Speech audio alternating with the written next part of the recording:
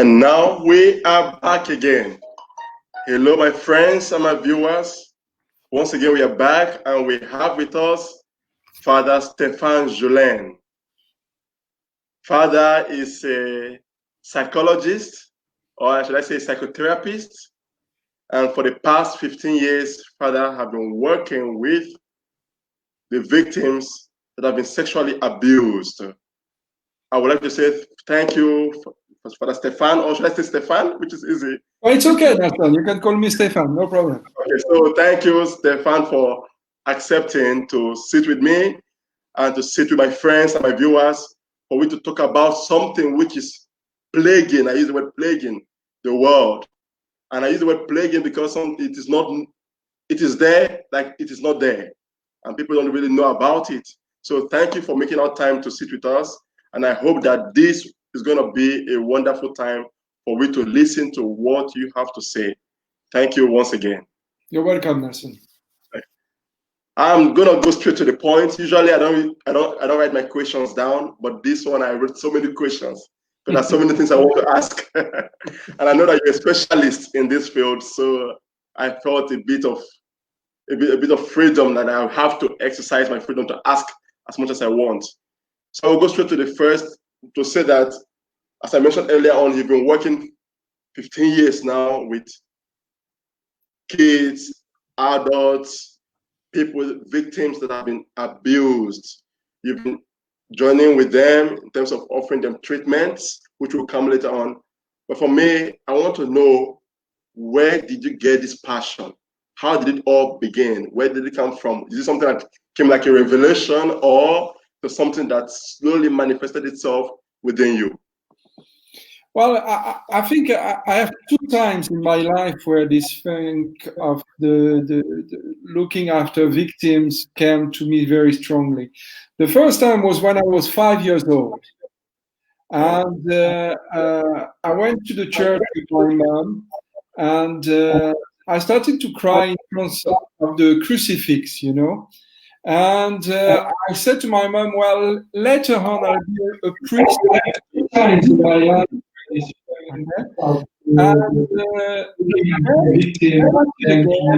when I was in Jerusalem, where you are, because I was a young priest, I was just been ordained, and I was appointed to Jerusalem at the pool of Bethesda, where you are.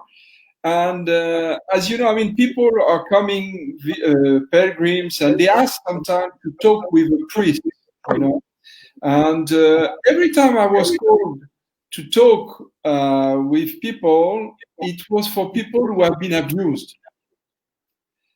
So at the beginning, I found that a bit strange, once, twice, three times, you know. I'm talking with my spiritual director, so, well, okay, let's see what's going on.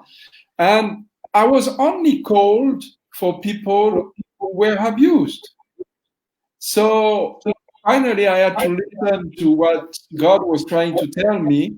And then a long journey started after that, you know, discussing with our superiors, general, and so on, and getting the training into spirituality, then in psychology. And I went into the doctorate. And then I started with working with victims like that. And it has never stopped since. Wow, wow.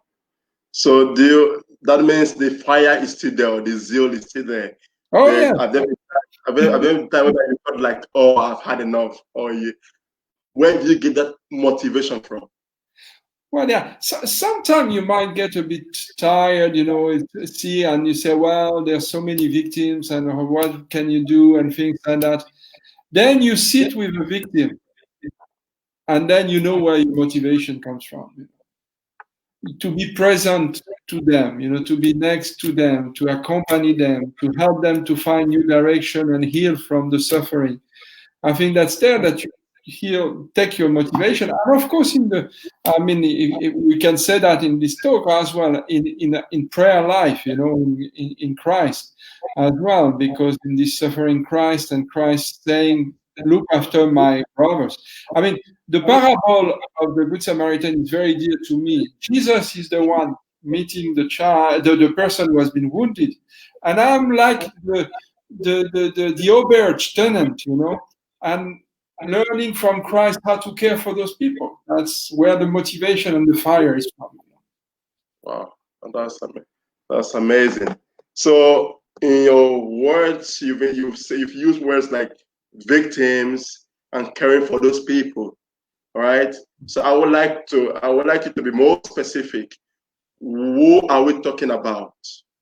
I know the theme is sexually abused people or minors and vulnerable adults. What do we mean by sexual abuse? Who is abused?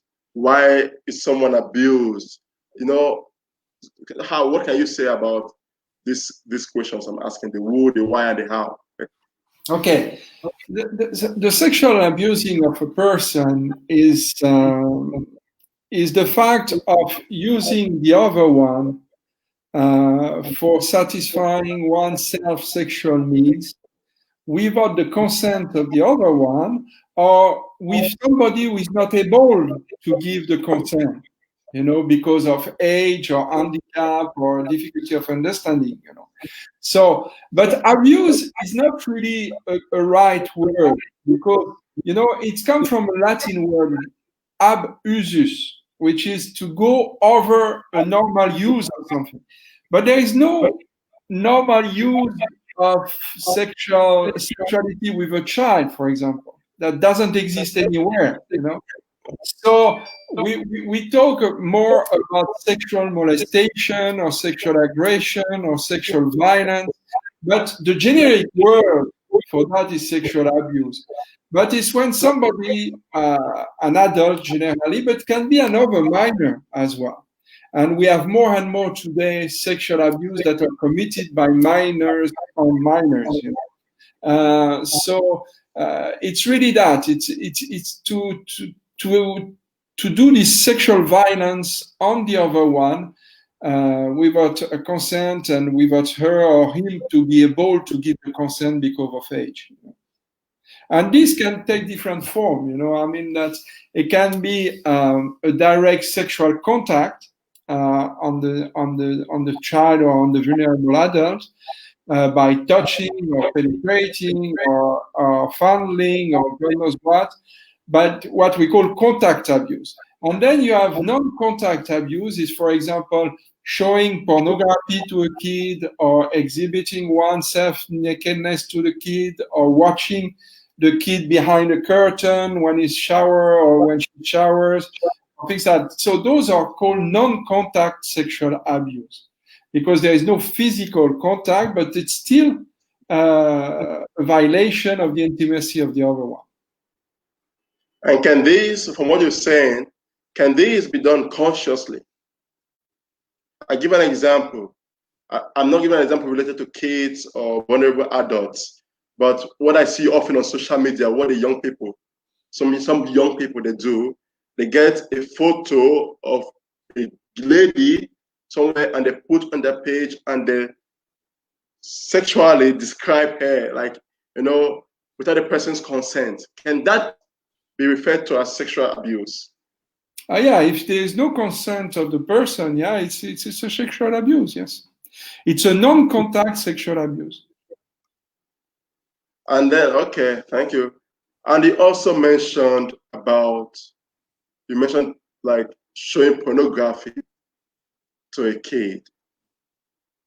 And for sure, maybe an adult, if an adult, I presume an adult does this to a kid. I know you mentioned a minor can abuse a minor. But now let's presume that an adult shows a pornography to a kid. How can we help that kid? Or because first of all, his freedom is not there. Consciousness is a bit lacking, So how do you think the kid understands what's going on? And how do you think such a kid in such a position who have experienced this can speak out? So do you have cases whereby people come to you is it parents come to speak on behalf of their kids, or the kids, they have to speak for themselves to you? How do you deal with this? What you can? Well, it's a very good question you're asking, Nelson, because you are at the heart of this question is the unveiling of the abuse. or the revealing of the abuse. Okay, how somebody, a kid in special, can go to an adult and say, listen, what I'm experiencing, I think it's bad, when the kid doesn't know what it is about, because if you have a 6 years old, for example, or 5 years old who is exposed to pornography, might not realize what's going on, so how is he going to talk about this reality? I mean, he doesn't have even the vocabulary to talk about those things, Yeah. So it's very difficult for kids to verbalize the abuse that they are exposed to. And moreover, there will be the problem of the how do you call that? The adult who is abusing, or the other minor, if is older, who is abusing, usually has a grip, a psychological hold on the kid. What we call in French, l'emprise. I don't know. I don't remember the English name for that, but so which will put the kid to silence. So, and he will say, for example, to the kid, if you say something to your mom, I'll kill you. Or I'll kill your pet, or I'll kill your sister, or I'll kill your mom. If you talk about anything, so it's threatening the kid, and the kid the younger he is, the more scared he will be, And so this is very difficult for a kid to break that and to talk. So usually what we are looking at when the kid, for example, goes to school is how is he behaving in school? How is the mark at school are going on? Sometimes when a kid is going through a difficult time and things, we see that the mark in schools are dropping suddenly, for no reason. So you have to look at what are the indicators and the signal that the kid is going through something difficult. And for that, you have to train people to identify those signs and indicators. You have to train parents to identify them.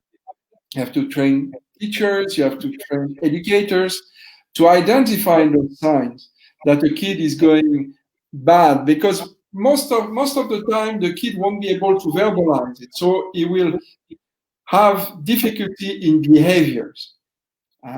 So he can be wetting his bed suddenly, though he has been clean for years, and suddenly he starts to wet his bed or things like that. But can be some other reason for that, okay? It's not necessary because a kid starts to wet his bed that is abused, okay? But this plus this plus this plus this gives you what we call a bean of indicators, that say, well, there might be something problematic there with the kid, okay? And of course, we have to train kids as well, especially when they are getting a bit older, to verbalize what they are going through. When they start to be 4, 5, 6, 7, you can help them to start to verbalize what they are going through, and they might say something. But you have to be prudent, of course, in what you're doing, and you need to be trained for that. But sometimes you will have things in your guts that tell you, well, there's something wrong there, okay? There's something fishy. What did the kid just say to me? For example, I'll give you an example. You will have with a classroom or a group of kids, and you're talking about parents. You say, oh, all the dads are good and the mothers are good and things like that. And you hear a little voice of one of the kids say, well, not all the daddies are good. Okay? Just say that, And so you don't take it on the spot. So what you mean by that? Because, you will be ashamed. But by the end of the meeting, you said to the kid, well, listen, I heard you too when you were saying that. Do you want to talk more about it, and see how it goes? And if the kid sees that you have picked the signal that he sent you, he might tell you more. Not maybe on that day, because he said, well, I just said that, I disclosed that. I noticed that you're good at listening, but in a few days, he might come and give you a bit more details, okay? about that. So basically, with kids, that's how it works, because they are not coming in your desk and in your office in the morning and say, "Well, I've been abused by my uncle or by the teacher or by God knows what." You have to look at the indicators and the signal. Wow. Thank you. I want to ask a question regarding. I don't know if it's a good question, but why?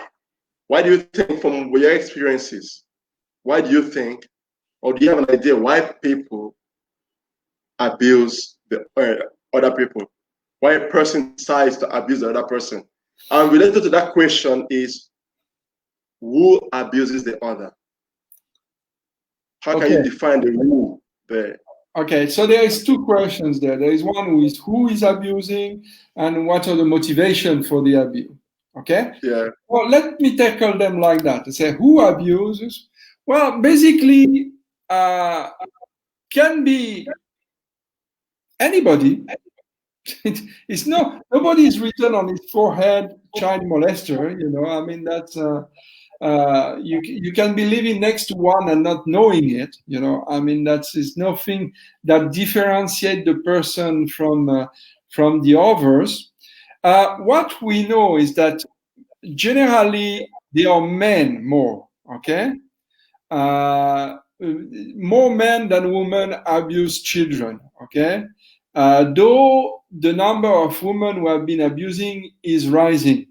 Okay, but not to it's 1% or 2% of the total child molester. Okay, all the rest are men. So before, about 10 years ago, they were mainly men in their 30 to 50s. Okay, but nowadays we are seeing younger and younger molester offenders.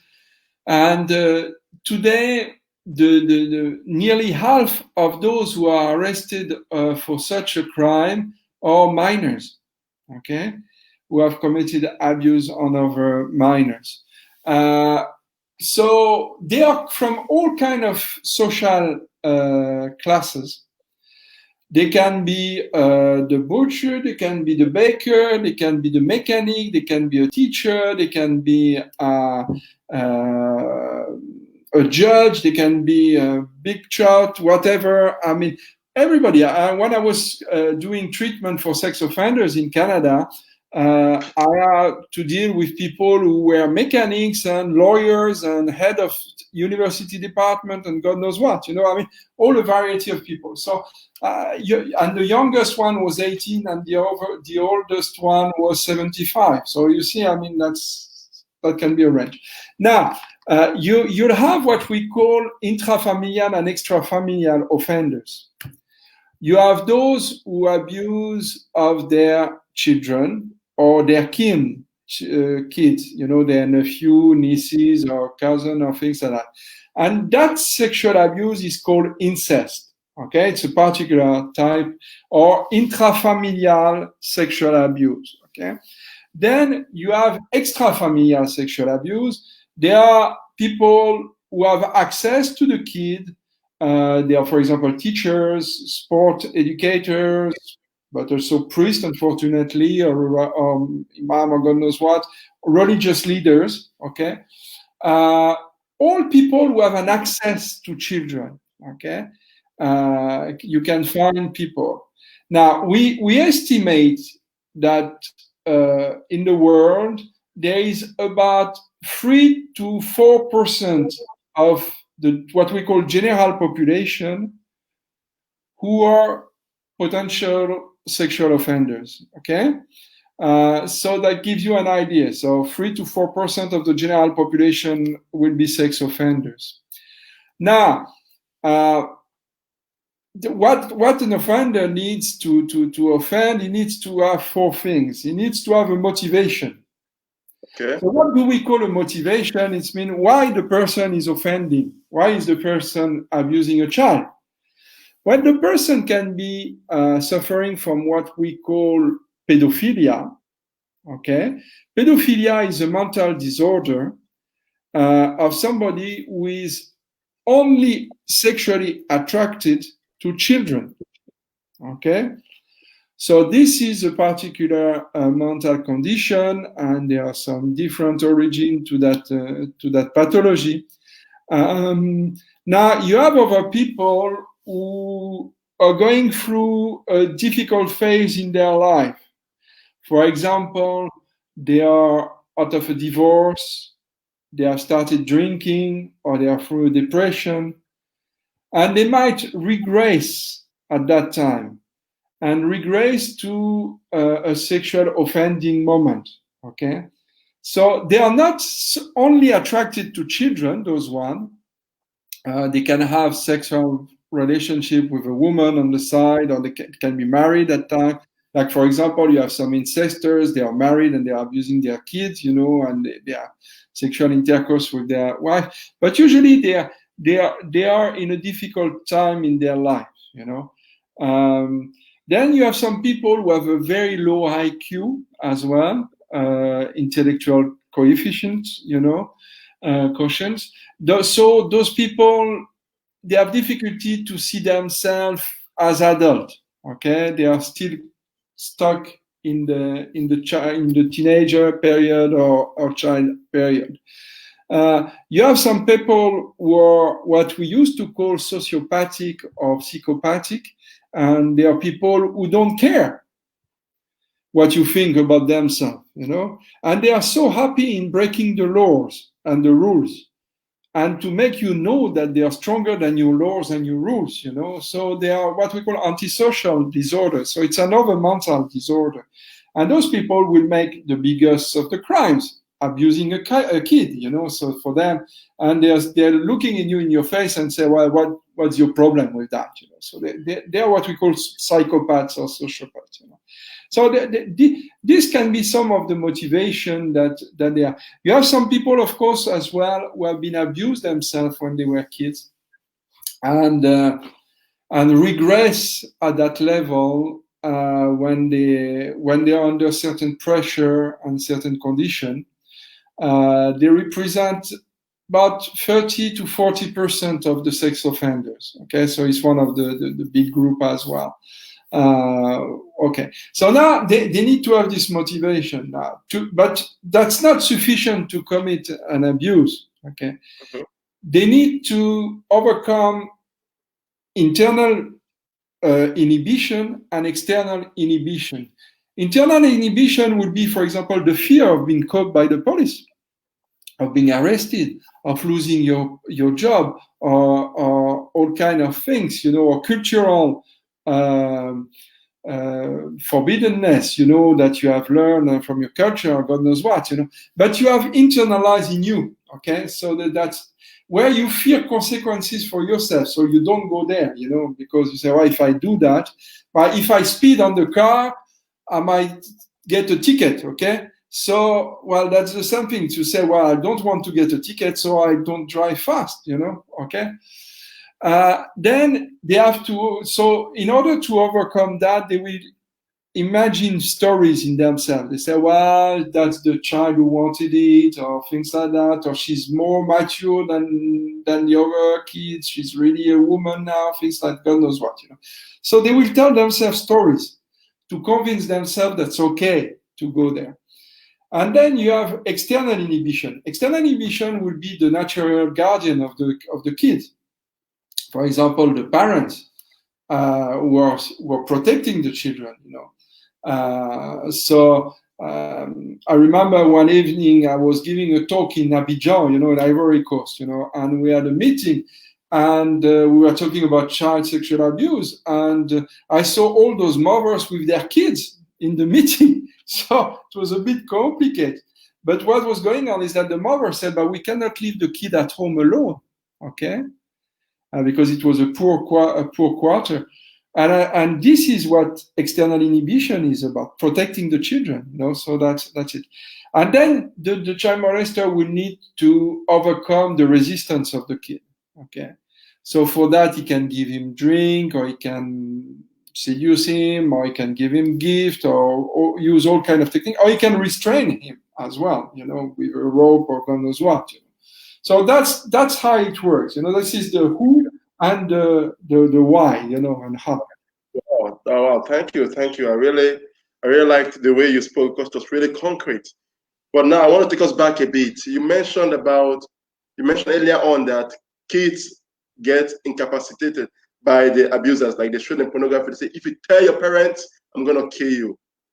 So let us apply this to adults. How can an adult person, like imagine for example, can I be abused? And how will someone capacitate me? How will someone, what means do you think these people they use to threaten an adult? I'm talking about an adult with full sense of reasoning. Yeah. Well, the person will need to have a leverage on you. Okay, a means of leverage. For example, now you are a deacon and you're a full member of the society, so you're safe.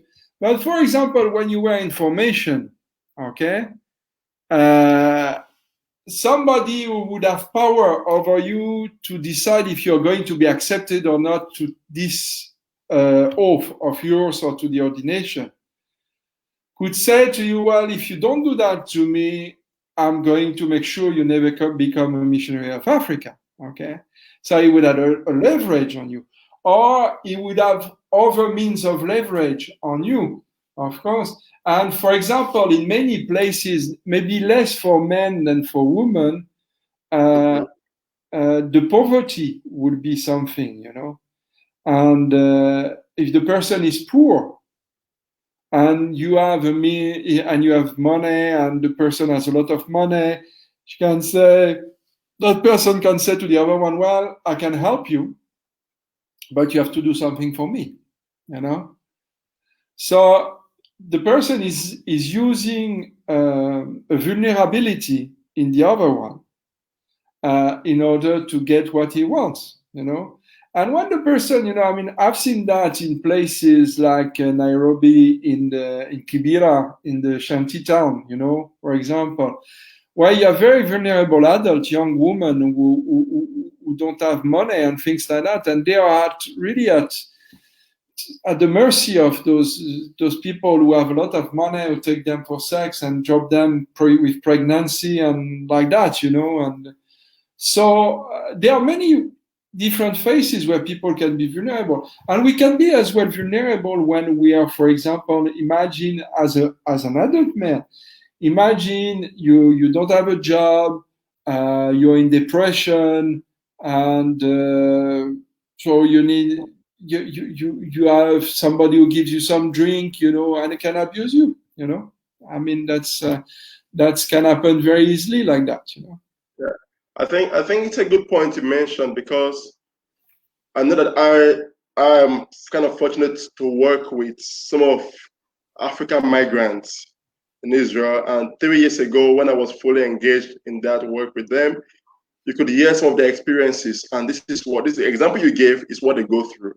Because some of they're in a foreign country, they don't have the right paper, they don't have job and money, and then they get this person that is rich, offers them these things, and then sometimes you say man on a man, not like a man to a woman, it's man on a man, and that guy now indirectly becomes, I don't know if I can say, an indirect homosexual. So so what you said, what the example you gave, I truly can relate to that because I've encountered. Yeah. But now, okay, I don't know if you want to say something. No, go ahead, Nelson. So, like now, my next question is: I read your book, Combattre l'abus sexuel des enfants, Fight Against Sexual Abuse of Kids or Minors. Qui abuse, pourquoi, et comment soigner. It's a wonderful book. I mean, if I may say, it's really well written, simple to understand. Really, thank you for this masterpiece. But my question is, in one of the pages, page 77, you mentioned some things like, and you were speaking about family, and maybe somebody out there listening to us will be surprised. It's like, what do you mean by family? Does this take place in the family or what? And you mentioned in your book that these things happen in the family. So can you clarify more on that? And secondly, are there other places whereby these things are going on? and people are not aware. Either they are ignorant about it, or they choose to ignore it. Can you clarify more? Yeah, of course. I mean, the first place of abuse is, unfortunately, its family. Okay.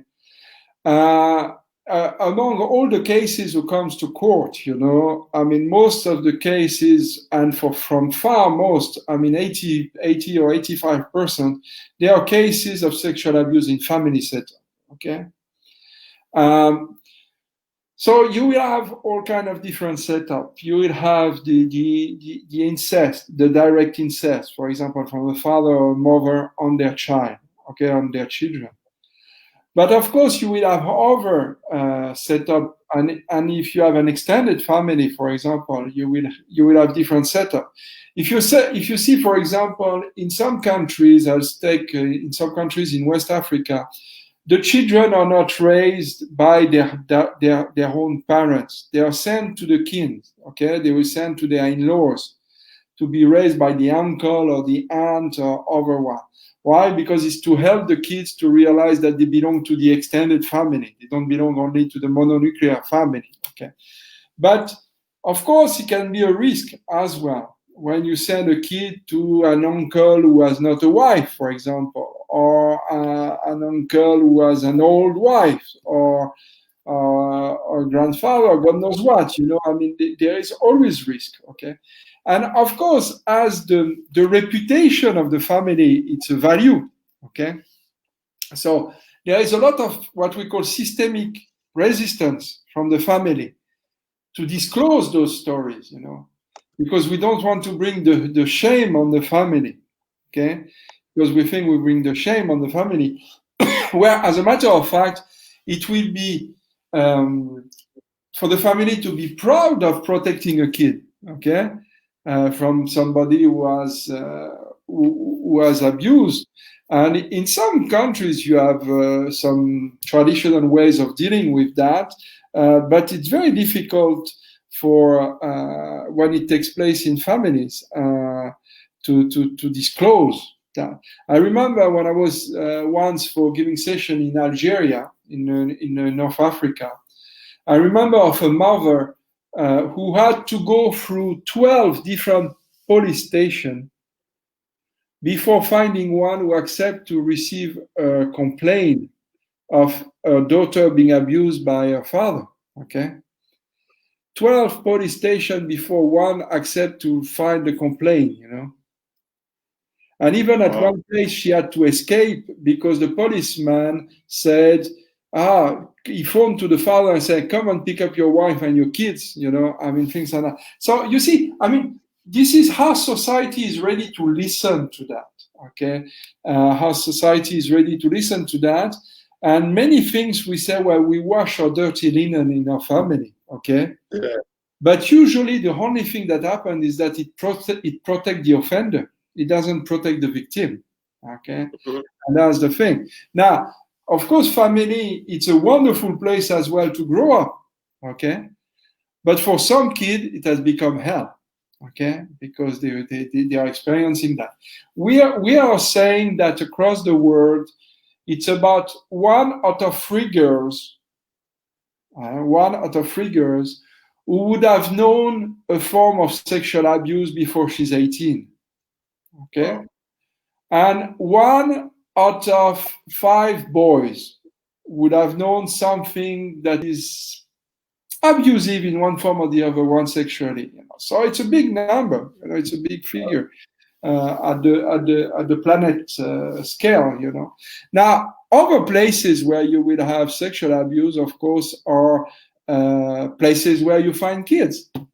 Okay, so sport clubs, schools. What else? Church activities or religious activities, music classes, dancing classes, football club, or wherever you find kids, these are places where you need to make sure that the people who are in contact with those kids are safe for the kids, and they are not a potential risk for those children, So that's it. Yeah. Yeah, but how would you know? I as a parent bringing my kids to a sports club, or as you said earlier on, it's not written on the forehead. Of course. So now, without this bring to me to my next question: how can we protect our kids and vulnerable adults? But you're mentioning not only because in the family, as you say, it might be difficult. I don't know, it might be challenging, but not impossible. Yeah. But on the other hand, we have to protect the people who are going through this, they're experiencing this. Well, we have to protect them. So how do we protect kids and adults in our families, as well as how do we protect them in these institutions, organizations you mentioned? Okay, what you have to do in order to develop a safeguarding culture, okay? Let's call it like that, a safeguarding culture, because it needs to be a change of paradigm in the culture. We need to put this safeguarding culture on 3 different pillars, okay? The one pillar will be protection. The second pillar would be intervention, okay? And the third pillar is education, okay? So the first pillar is prevention or protection, as we call it. So it's how you make sure that the structure and the people that are in contact with kids are safe for your kids. So it means that in the structure where you're going to entrust your children, there should be a safeguarding code in place, a code of conduct. Mean what to do and what to not to do with the kids should be written down, And for example, take a football club, The football club should have a code of conduct for the trainers, okay? And so in this code of conduct, everything should be said about what a trainer can do and what a trainer cannot do. All right? Okay? So that's a code. Now, you need as well to see how do you recruit people. Okay? I was once in an NGO, dealing with kids. And I said, how do you recruit your personnel? They said to me, they need to love children. I said, okay, good. And they need to be good in doing activities with children. I said, okay, good. What else? I said, nothing. I said, well, I can introduce you to about 40 pedophiles who will fit what you're saying. They love children and they know how to do activities with them. For Christ's sake. So, you see, so you need a bit more, okay, in the screening process. And we are talking now about screening process. How do you recruit people? Do you ask them if they have ever been convicted previously? Do you have a file check? Do you have a morality check about neighbors and peoples and so on? Do you have a psychological evaluation of the person? Things like that. They are more and more common nowadays. Okay, more and more easy to do as well, even in Africa and other places. It's not only things like that can happen.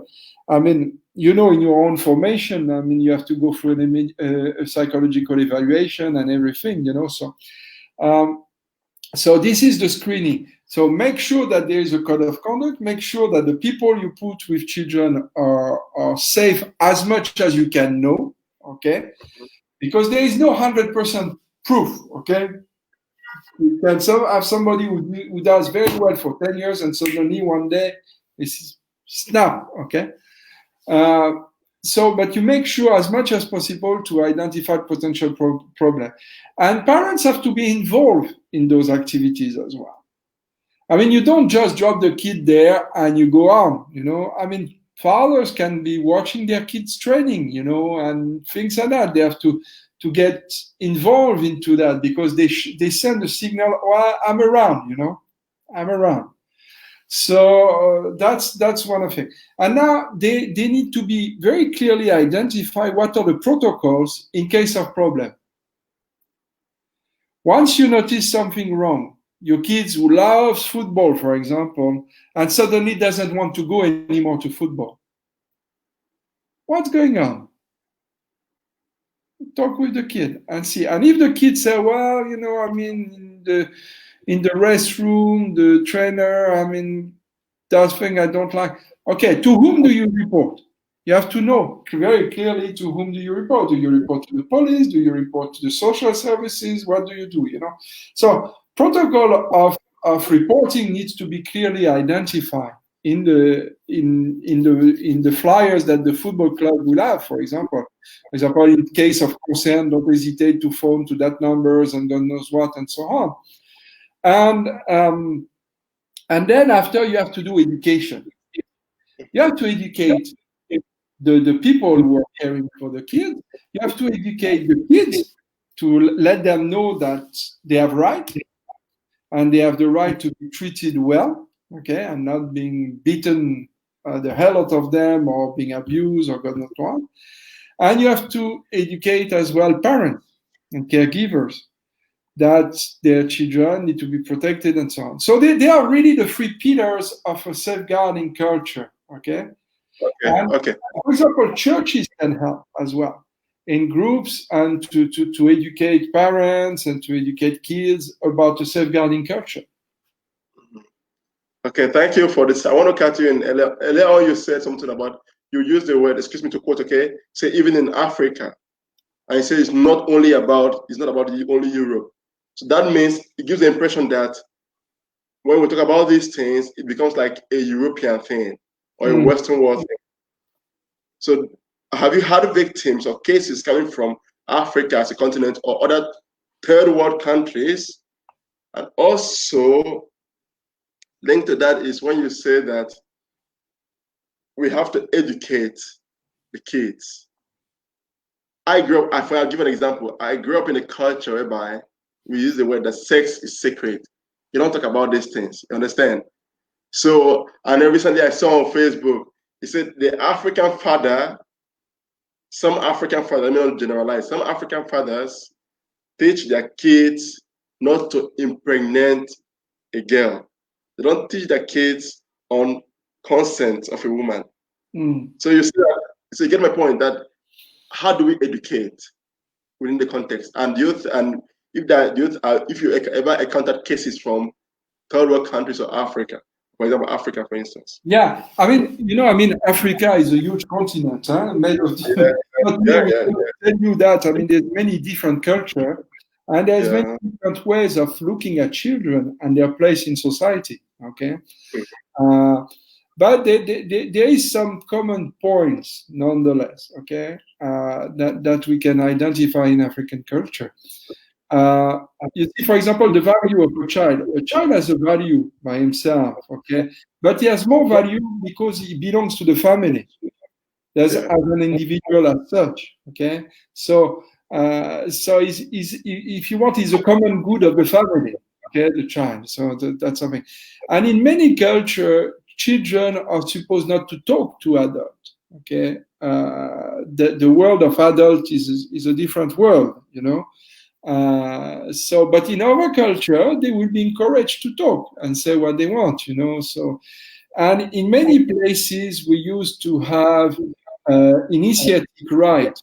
When the kids arrive to the puberty, he will go through those rituals where he will learn what it means to be a man.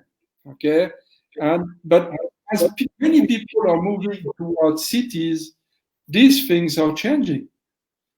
Those rituals that you might have in the village are not available anymore in the city. Okay, and you know very well, coming from Nigeria, those big megapoles in Africa, where you have millions and millions of people. I mean, things are totally different and totally changing. So, what I've seen in things is that kids are exposed younger and younger to pornography. Okay. I remember in Abidjan, I was giving a session to sisters, and they were saying they caught one of the kids at the kindergarten with DVDs of pornography in his lunch bag, Kindergarten, okay? We're talking what, 5, 6 years old? Okay? At that age, he was already carrying porn in his bag. I know that in some other countries, for example, like in Congo-Kinshasa, you will find on some of those markets people who are showing pornographic in mini cinemas, and they let kids enter that, things like that. So you have what we have seen a bit of a difference is that there is more sexual abuse of minors below the age of 13 in the Western world. Okay. In Africa, there are more usually abuse of teenagers, okay? But doesn't mean that it doesn't exist. For example, in South Africa, in the Soweto slum town, there was a few years ago what we call the Bamuchapis, which were the sorcerer, okay, the witchcraft. They said that if you have sex with a virgin, you will be healed of AIDS, okay, for example. And they had an epidemic of rape of underage children. Men who were abusing these kids because they wanted to be cured of AIDS, okay? So this is the kind of things that you will see in Africa, and in other places. It exists everywhere, Nelson, basically, okay? There's no culture superior to the other one on that. There's no, and for example, you take Eastern Congo, you will have kids who will be enrolled in those militia, okay, and they will be abused there. Or let's talk about, for example, those young girls who were abducted in Nigeria. Who are abused by those terrorists and things like that. You have this different set of different things that you might not find elsewhere. Wow. it's heavy, but it's okay. Yeah, it's heavy, but I think it's heavy. Yeah. So I just want to go back to the issue of, you mentioned pornography as a factor, and with today's modern gadgets and internet, pornography is easily accessible to young people. Young people get access to this easily. And as you say in your book, you mentioned that sometimes they see things from these movies and then they want to act out. They want to try it. And this can lead to sexual violence. It can lead to rape. It can lead to... So how do you think, and how do you think we can help our young people overcome this tendency, this addiction that might lead to something dangerous? Yeah, pornography, it's a window into the fantasies of men and women, okay? It's not reality, okay? It's something that is, it's making of fantasies. So for adult men who can distantiate themselves from that, that's a story, But for kids who are growing, and especially teenagers, they are not able, they don't have the maturity, the sufficient maturity to make that difference between this fantasy that is shown on the internet and the reality, okay? So they will believe that all men need to have a sex long like a donkey, that's and women needs to all have big boots and big asses and things like that. And more and more nowadays, pornography is not showing things where people discuss or flirt or have a date or things like that. It's direct bang bang and that's it, And they show you the sexual part of the individuals and things like that. Even the person disappears in those movies. The person becomes their penis or their vagina. That's all, And so the kids cannot relate to that at the level where they should. Means it's not reality, it's fantasies, okay? They are not true things. So they want to try. They say, well, they want to try and see what they do. And they're very surprised when the girl don't want to do what they see on the video. Because the video shows them supposedly women who are always ready for sex, which is not the truth. I mean, in many countries, if you want to have sex with a woman, you'll have to work hard. I mean, you have to go to the restaurant, you have to buy flowers, you have to buy M-Pesa tickets, you have to buy any kind of things before you can get a kiss, So that's the reality. But in those films, this is not reality. It shows you want it, you get it, I mean, that's it. So kids believes that it's like that. And there is more and more nowadays as well videos of so-called rape, and where the girl finally take pleasure into it, okay?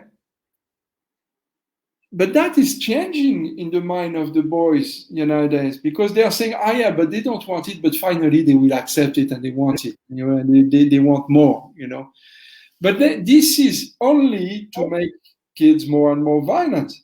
And I mean, in the search, the biggest web for porn, what comes first nowadays is rape and under 18 or young girl. Okay, this is the free search term keywords that are most used nowadays into the usage of pornography. So it's really sending a message to young men and young women. Sex is what I want, when I want, and how I want it. Okay? And if you don't do it, you're a loser. Okay? So that has a terrible impact on young minds who are in the process of maturation. Because, I mean, in the brain of a human being, the last part to maturate, to arrive to maturity, is the frontal cortex here, okay, just behind. And that's the zone of the discernment. And this arrives to maturity when they are 25, okay? So before that, all those experiences are very also connected to the visual cortex, which is just there, and the pleasure zone.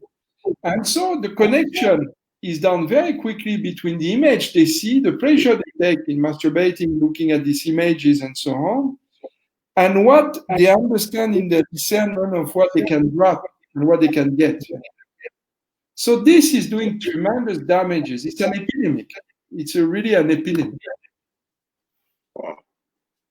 So, and how do you think we can help prevent this for younger people? Well, that's a very good question. I mean, I remember one of this evening I was giving in Abidjan. One of the parents said to me, but look at my phone, and he took me one of these little phone where simple one, where not smart one, Yeah. And he said, this is my phone. My kid has a different phone with all kind of stuff on it. I don't understand nothing, So how can we help parents to be more empowered in controlling what their kids are doing on the internet? Okay.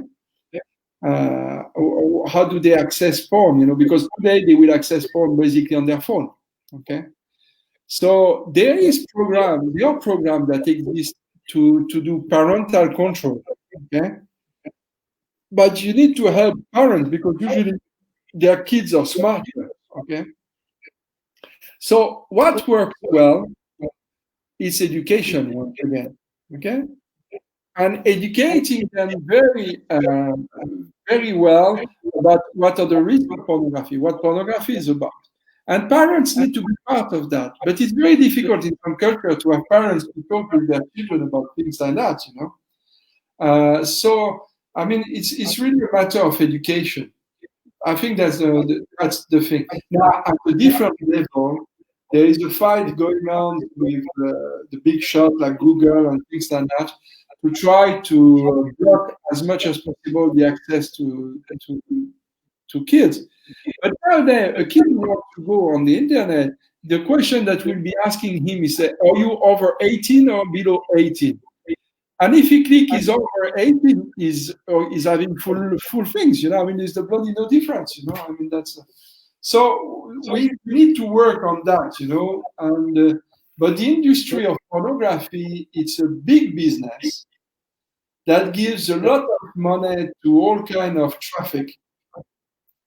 Societies usually are kind of nebulous things where you start to look behind. I was doing research on one of these companies who is a big provider of pornography, and the owner is a firm in Cyprus, and the firm in Cyprus is related to one in Moscow.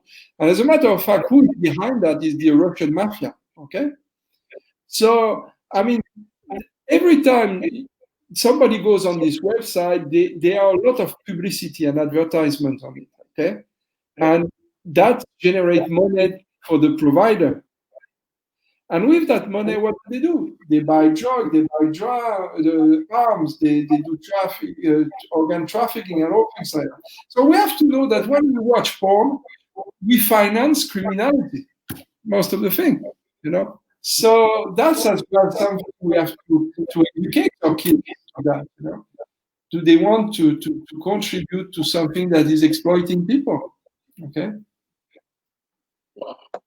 Thank you so much. So I want to go straight to.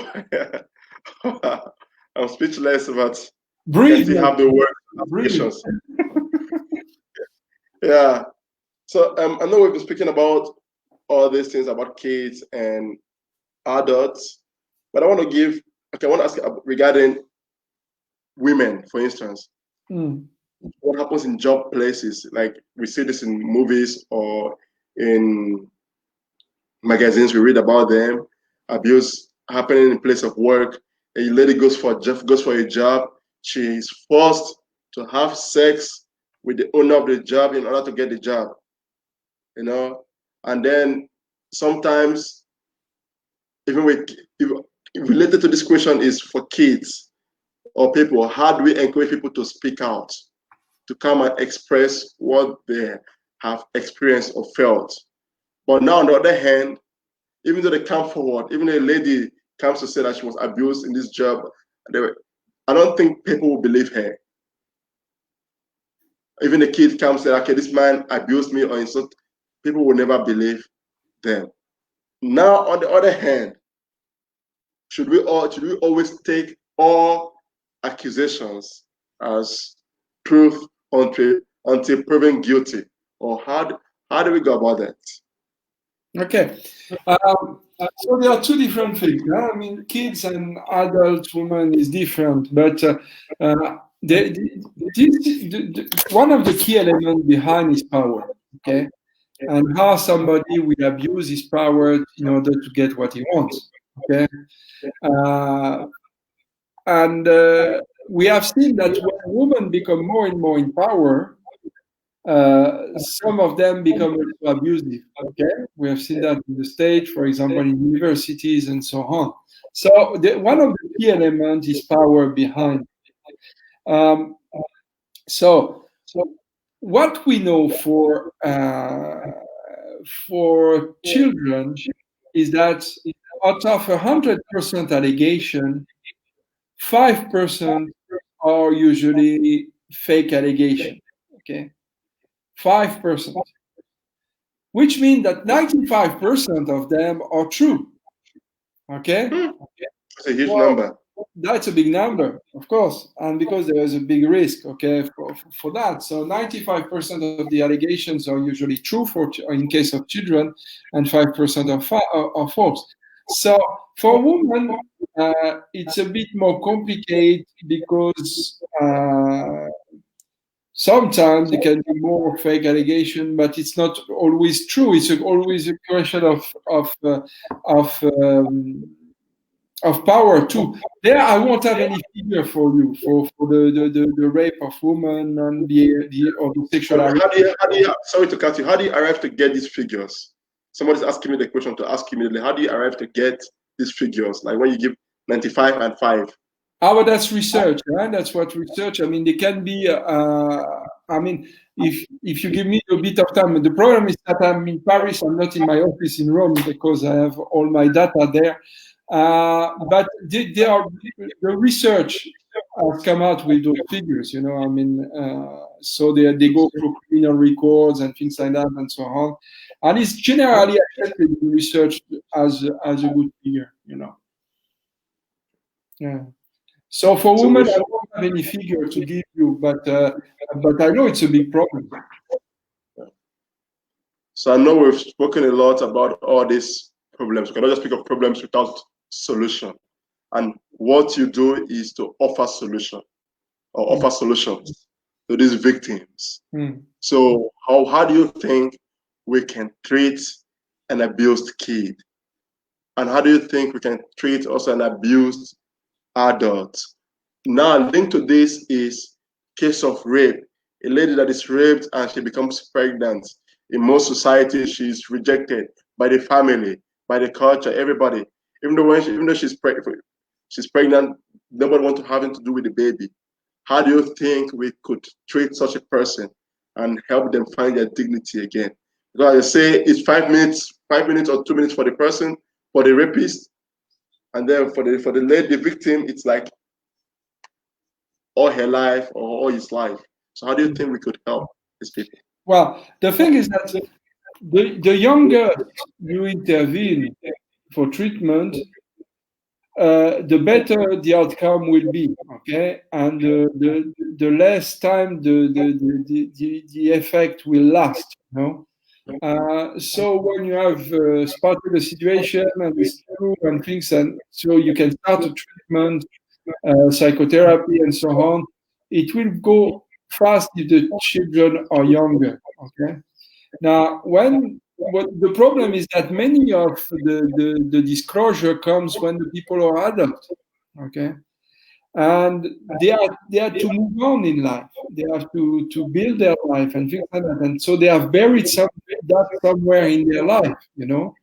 Like I say, sometimes they bury that into the grain mill or the attic of the house, and they continue in life. But sometimes life becomes difficult, and so it comes back to them, and it comes to haunt them again, you know, so they have to do something. So there are different therapies that exist, you know. I mean, basically, they are what we call cognitivo-comportamental behavioral therapy, for example, CBTs. They work very well for that. There is one which is called Assist, who works very well. But the first thing that needs to be put in place is to believe the person. That's the first turning point. Believe the person that it's possible what she's saying or what he's telling you is true. Okay? Because what will be very helpful for the person is to have somebody who becomes the witness and the memory keeper of what happened to them, you know. So when I work with victims, it takes a long time usually for them to disclose what's going on and things like that, and to arrive to full disclosure. And then to start, we have to deal with them. So basically, what we are going to do is to help them to focus on what they can do. Okay. Because what happens in a sexual abuse is that your power of doing something is taken off of you. Okay? Your power of controlling your life is stolen from you. Okay? That's what the sexual abuse does to the person. So what we do when we work with victims is to help them to regain that capacity and that control over their life. Okay? And that can be by allowing them to tell you no to many proposals that you're going to do them. For example, you said to them, but why don't you do that? The person will say, no, I won't do that. It's okay. every time the person is saying no to you, she's regaining a capacity to be respected and to be accepted as a person who can say yes or no. So she's rebuilding her confidence and so on. So I know when I'm giving the course to young therapists, or who are in training, I say, guys, don't be afraid if your client says many things that you're going to propose, as a solution.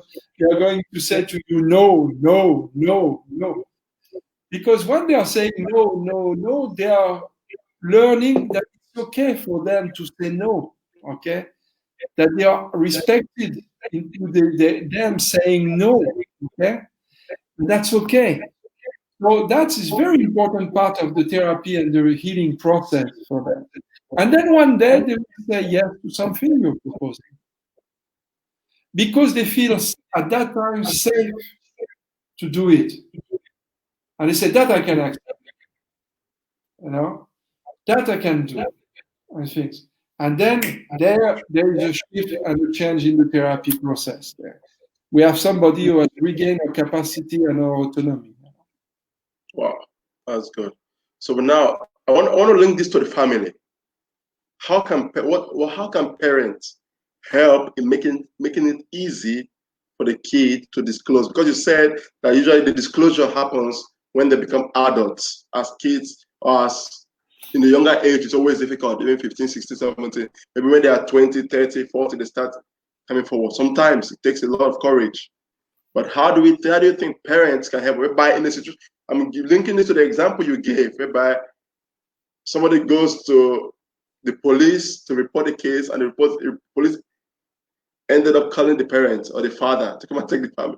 So how do you think the parents can help make the environment or create that environment where the kids can feel safe and to be able to share and express what they feel? You need to install a dialogue between the parents and the child.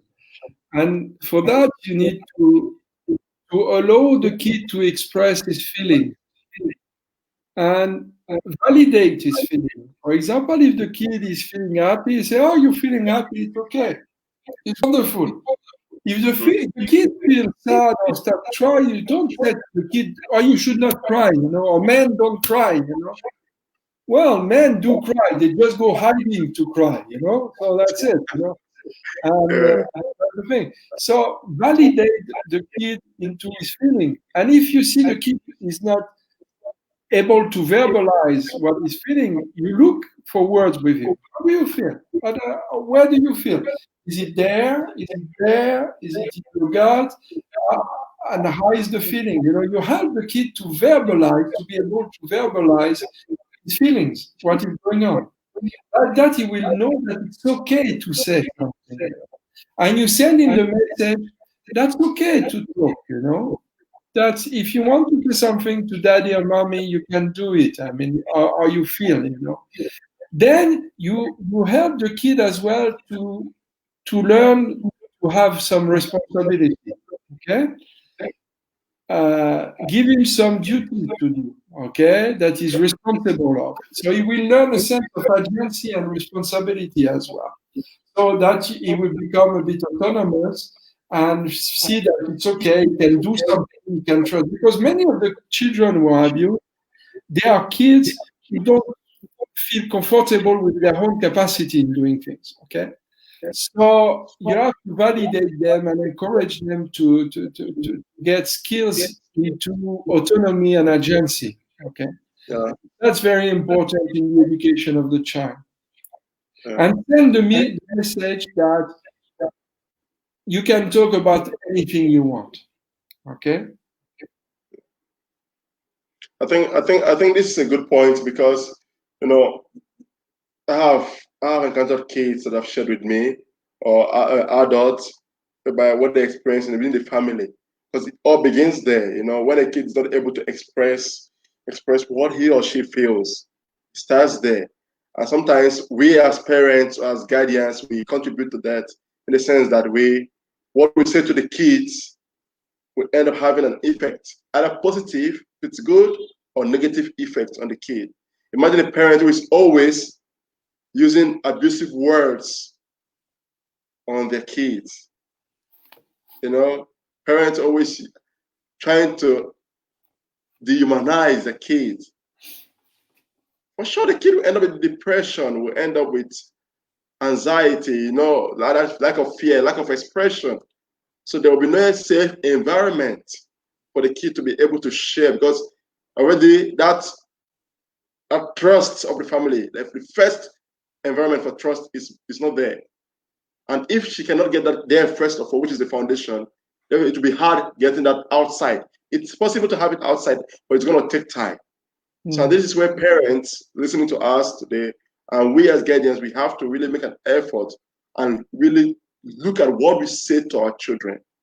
And also even though they are children with adults or as kids, it doesn't matter, but what we say to the other person can go a long way. Because you get, I want to take us out of the subject a bit, because let's take for example in the society. You tell a girl you're ugly, or you tell a boy you're ugly. Immediately you kill, you paralyze that person, self-confidence, the sense of feeling that I'm powerful, So that is why we really have to watch what we say to the other person and how we say it. For sure, you don't have to. We have to make an effort to at least, say what is, encourage people, empower people. I always like the word to encourage people. But often in our society, people in general, people just want to put you down. And sometimes they don't consider the risk involved in what they say. They just feel that, okay, I have the right to speak, I have the freedom of speech, so I say what I want. Yes, you have the freedom of speech, but know that when your freedom ends, it's where the other person's freedom begins. And this is society in general, and as well as families. So we really have to watch what we say to kids, to our kids, or to the other person, how we say those things, and let us be agents of empowerment. People would empower people freely. And I always say, people ask me, why do you do this thing of the Facebook or this YouTube thing? I said, for me, I have not been fortunate to think for myself. People have always been thinking for me. And recently I've realized the beauty of thinking for myself, because I've really encountered one or two persons that have really empowered me to think for myself. And that is really beautiful. And so this kind of give you that, and I've said for me, it's also good that I create something that to let our young people know that they can think critically for themselves with being guided by people. I don't know everything. I ask people for something. I say, what do you think about this? How do you think I should approach this? So I think that people should create an environment where people can think for themselves. Because it happens even in religious institutions, in social institutions. Our politicians are thinking for the people. The religious leader is thinking for the people. So you hardly get people empowering people to think for themselves. And because we fail to think for ourselves, we look for a messianic, or for a savior, someone with a messianic complex. You present yourself like the liberator for the people. But when we empower people to think for themselves, they're able to identify what is right from what is wrong. The discernment takes place. So I think that what you said is truly, I really like that idea that parents really need to look at how we create the environment we create in our family for kids to be able to share with us. As I say, for me, the family is the foundation. It all begins from there. And we really have to make lots of effort. So with this, I'm going to go to the last question. I won't lie to you, it was heavy in the sense that not it was boring. No, it was really interesting. But heavy in the sense that to hear you say what you're saying clearly, and if me listening to you, I'm feeling so heavy, and I'm asking myself, how do you feel when you listen to these victims, people coming to you with these difficulties? Do you get overwhelmed? Do you think that there's anxiety there, or you get scared? I don't know. How do you cope with? For sure, there are challenges. And linked to this question is the question of: do you get criticism from people? Do people criticize you, or are there people who don't like what you do? And how do you cope with that?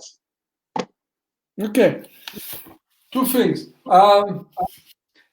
One thing that helped me to deal with that is when I see some of my the people I've helped going well into life, when they send me their picture of their marriage, for example, or their picture of their firstborn, or that I see them going into life, that they're starting life again. I know it can be a challenge in different time, but I see them moving on, So that helps you, to do. Now we have something as well in our profession as psychologists, which we call supervision. Okay, supervision helps you to assess the quality of your work. You go to another psychologist, you talk with them about your way of doing things and so on, and you have feedbacks on that to help you to improve and so on. So basically, that helps you to improve yourself and then you get more confidence and so on. Now, critics, you always have critics. I mean, you just have to learn to deal with it in the sense that if they are positive criticism, okay, where they can help you to improve or things like that, but we take them on. I mean, that's the principle of research. In research, you never have good or bad, you have better research. That's how it goes. So if it's a critic that helps you to be better, that's very well. If it's a critic that's just a critic for critics, and just to make you, I mean, just ignore them. I mean, that's says more about critics, people who are very bad and negative about you. It says more about themselves than about yourself. Okay, it says more about their inaptitude to relate to you in a positive way.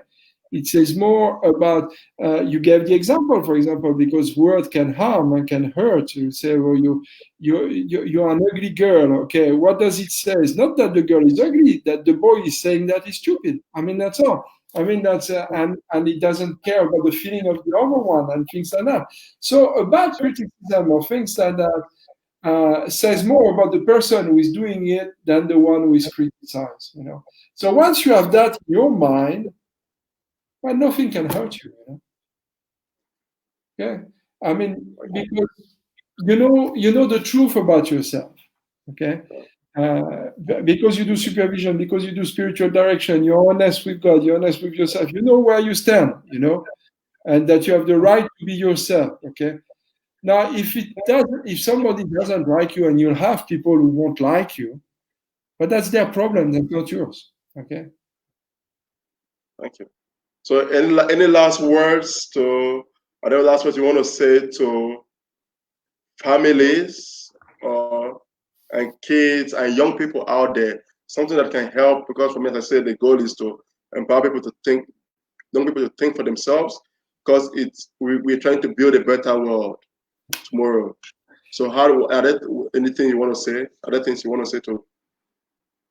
Well, I think that we can say is that we have to teach the next generation that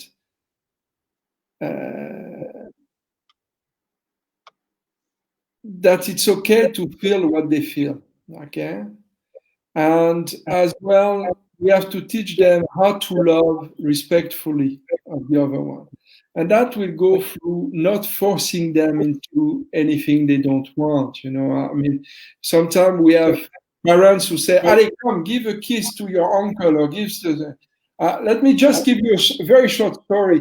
I have a nephew who is 5 years old, and he refused to give me a kiss, like we do in France. You come to give you a kiss on the cheek, And I said, "Why don't you want to give a kiss to your uncle?" He said, "Because you have a beard and it's itchy." Okay, we give a high five. So every time we see, we give a high five. We check, and that's it. So we don't force a kid in doing something that he doesn't like. And never use violence with children. Because using violence with children will only teach them one thing, is that violence is okay to get what we want. Okay? That's the only thing that violence will teach them. Wow. That is beautiful. That's really beautiful. Really, I just want to say thank you so much for this experience. Thank you so much for putting your heart out there. Because there's a way we either speak with from mouth to mouth, from heart to heart. I thought that you spoke from your heart. And I believe that the people that have listened to us today or listened to you might have taken one or two things from what you've said. And I hope that we all will start making an effort to make tomorrow better. But what is important is that respect of the other person and that responsibility and empowering the people, trying to give kids the chance to think for themselves. So really, thank you so much for all you've said. And thank you so much for this. I don't know if this book is in English, but in French. Not yet. Not yet. It's in Italian and Portuguese, but we are working for the English. Yeah. So is it online on Google? And you can buy it in French on Amazon and things like that. But okay.